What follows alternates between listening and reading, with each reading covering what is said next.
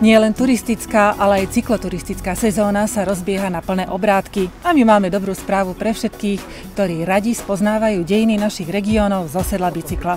Vlastne za všetko môže tento cyklosprievodca, ktorý je malou, ale ako sme zistili, veľmi užitočnou pomôckou pri objavovaní historických atraktivít Turca.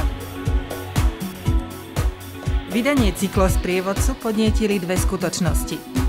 Tou prvou bol fakt, že Turiec je čo do počtu a náročnosti značených cyklotrás významnou oblasťou. Druhou, nemenej dôležitou skutočnosťou je zasa kultúrne a historické bohatstvo Turca, ktoré dodnes nie je úplne objavené. O Turcii už bolo dozajista vydaných viacero cyklosprievodcov. V čom je tento cyklosprievodca iný ako jeho predchodcovia? Samozrejme aj o regióne Turiec už vyšlo množstvo sprievodcov turistických alebo cykloturistických, čo je dobré. A tento cykloturistický sprievodca si určite nenárokuje nejaké prvenstvo. Ak nejak jeho jedinečnosť pomenovať, tak snáď by pozostávala z toho, že na jednotlivé oblasti, ktoré Turiec ponúka, sme sa pozreli cez rôzne historické témy. To znamená, neopisujeme konkrétnu cyklotrasu a všetky pamiatky alebo atrakcie turistického charakteru, ktoré sa po tej trase nachádzajú, ale vyberieme si historickú tému, povedzme turčianska gotika. Podľa tejto historickej témy namodelujeme cyklotrasu, samozrejme dodržiavame tú sieť značených cyklotras, ktorá v regióne už existuje. Teda neznačíme nové, to nie je potrebné, len upozorňujeme na to, že v rámci tých existujúcich cyklotras, ak chce človek objavovať nejakú historickú tému, tá možnosť tu je. Cykloturistického sprievodcu dejinami Turca vydalo združenie Malá Fatra v rámci projektu Cyklotrasy nestačia, zameraného na podporu rozvoja cezhraničnej slovensko-poľskej spolupráce. Cyklosprievodca, o ktorom sme mali možnosť hovoriť a počuť, je jeden zo súčasťou projektu, v ktorom ponúkame naozaj to najkrajšie, čo nebolo jednoduché vybrať, z histórie, krás a prezentácie spojenia s cykloturistikou v rámci nášho regiónu. Projekt Cyklotrasy nestačia ponúka nielen sprievodcu cestovného ruchu, ale hlavne spája to, čo je cenné ukázať našim turistom, tým všetkým, ktorí objavujú neobjavené krásy Turca. Cykloturistiku, históriu, poznávanie pamiatok s strávením zdravého pohybu v prírode. Turiec je mimoriadne bohatý na dejiny a tak sa nazdávam, že asi nebolo veľmi jednoduché vytýčiť len určitý súbor historických tém a spracovať ich do tejto podoby. Áno, publikácia obsahuje 6 historických tém, alebo teda návrhov na absolvovanie cyklotras v rámci 6 historických tém, a síce konkrétne Turčiansku hradnú cestu, keďže sú tu pamiatky aj na hrady, Turčiansku gotickú cestu, cestu za turčianskou šľachtou, ktorá sa zameriava najmä na pamiatky po sídlach šľachticov, ktorí pôsobili v Turcii. Z tých novších tém určite nemôže chýbať cesta za históriou národných dejín. Pochádza tu odtiaľto ale aj množstvo osobností, ktoré nemali až taký politický význam, ale boli to mnohí spisovatelia, maliari, architekti, takže určite sme nemohli obísť aj cestu osobností turčianskych.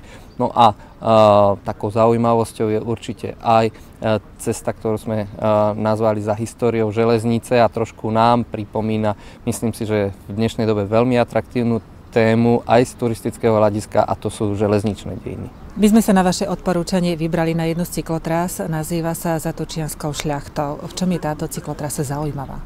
Áno, nachádzame sa v obci Necpalí, ktorou prechádzajú, dá sa povedať, z tých našich vybraných trás až 3 za turčianskou šľachtou, turčianska gotická cesta a cesta osobností. Nie náhodou, lebo práve touto obcou, ako aj obcami Belád, Ulice, Turčianske Jaseno a ďalšími cestami v stredoveku vlastne viedla Via Magna, teda hlavná cesta, taká nadregionálna, ktorá nám spájala Turiec aj s juhom, aj so severom, a tým pádom práve tieto obce, ktoré sa nachádzajú na úpätí Veľkej Fatry, prirodzene majú strašné množstvo ozaj významných pamiatok, nielen charakteru regionálneho, ale aj národného.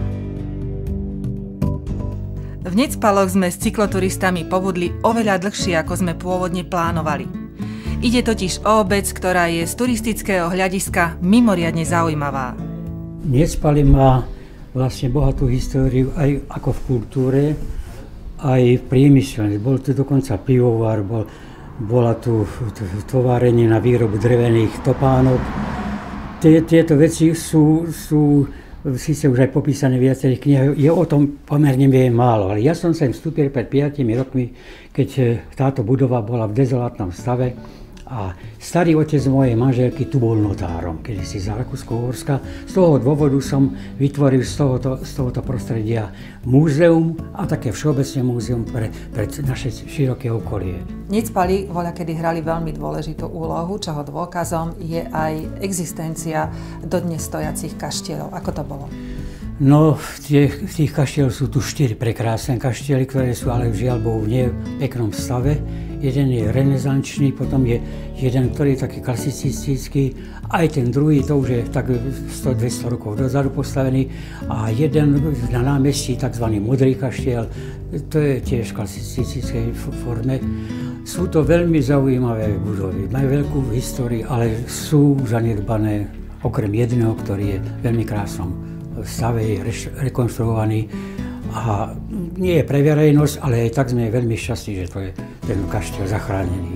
A obec je výnimočná aj v tom, že má zaujímavé sakrálne pamiatky. Má nádherný kostol, katolícky kostol, ktorý je z 13. storočia. Sú tam veľmi vzácne fresky. Jedna umelkyňa povedala, že ľudia chodia do Španielska po celom svete a tu neprídu do Necpala, kde sú fresky zachované tak, ako keby boli malované pred pár týždňami, tak nádherne zachované a tak krásne sú.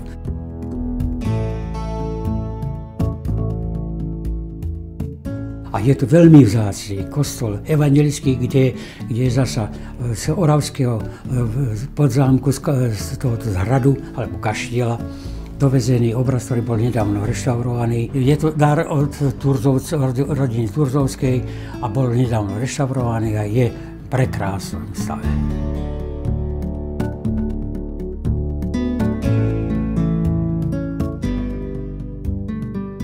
Pokiaľ by mal niekto z cykloturistov záujem aj o podrobnejší výklad, dokážete zabezpečiť aj takýto servis? Aj takýto servis je možný. Tam by som asi odporúčil, aby sa nakontaktovali na turistickú informačnú kanceláriu v centre mesta Martin, kde sú kontakty aj na špecializovaných sprievodcov. A tým, ktorí povedzme nepotrebujú fyzicky so sebou nejakého sprievodcu, ale radi by sa pripravili na nejakú takúto trasu, určite odporúčam, aby išli na webovú stránku Združenia Malá Fatra, kde nájdú tohto cyklosprievodcu po kapitolách rozdeleného, to znamená, oni si môžu stiahnuť materiály, môžu si pozrieť mapy, môžu si pozrieť fotografie a rozhodnúť sa, kade sa vydajú. Bude mať cyklosprievodca Dejinami Turca aj nejaké pokračovanie? Verím, že bude mať. Ja vítam tento projekt, tento skvelý projekt, ktorý je v podstate nadstavbou na tieto cyklotrasy, už existujúce, a chceli by sme do budúcnosti pripraviť také ďalšie projekty, ktoré by mali slúžiť najmä cykloturistom, ako napríklad odpočinkové miesta, vyhliadkové miesta. Taktiež by sme chceli zmapovať všetky cyklotrasy systémom GPS, aby každý, kto do nášho regiónu príde, mohol si jednotlivé trasy stiahnuť do svojho prístroja a po nich sa bez problémov v podstate dostať do jeho cieľového bodu.